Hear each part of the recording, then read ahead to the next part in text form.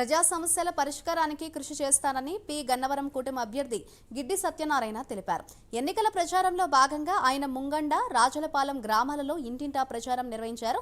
తమ అమూల్యమైన ఓటును గాజు గ్లాస్ గుర్తుకు ఓటు వేయాలని ప్రజలను అభ్యర్థించారు. గ్రామాల్లో ఉన్న సమస్యలపై ప్రత్యేక దృష్టి పెట్టి వాటిని పరిష్కరిస్తానని హామీ ఇచ్చారు. ఇంత మండు టెండలోనూ నా ప్రచారానికి బ్రహ్మరథం పడుతున్న ప్రజలందరికీ ప్రత్యేకంగా ధన్యవాదాలు తెలిపారు. మంచినీరు, డ్రైనేజీ వ్యవస్థ, పంట కాలువ సమస్యలపై దృష్టి పెట్టి రైతులకు అండగా ఉంటానని గిడ్డి సత్యనారాయణ తెలిపారు. అనంతరం బ్రాహ్మణ, ఆర్య వైశ్యకు చెందిన పలువురు వైసీపీ కార్యకర్తలను జనసేనలో చేరగా వారందరినీ సాల్వా కప్పి పార్టీలోకి సాదరంగా ఆహ్వానించారు. ఆయన అత్యధిక మెజార్టీతో గెలిపే ప్రార్థన అత్యధిక మెజార్టీతో గెలిపే ప్రార్థన.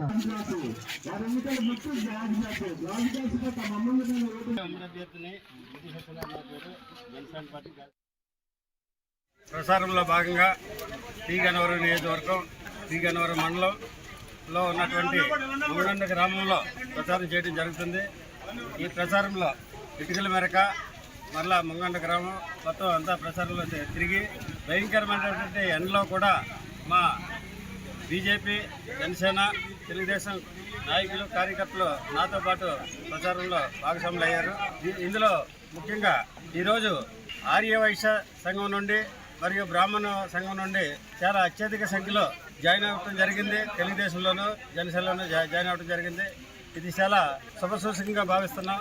ఈ ప్రచారం ఇదే విధంగా కొనసాగుతుంది. సాయంత్రం వరకునే. సాయంత్రం మరలా అంబాజీపేటలో 3 పార్టీల కలయికతోటి ఒక మీటింగ్ కూడా ఏర్పాటు చేయడం జరిగింది.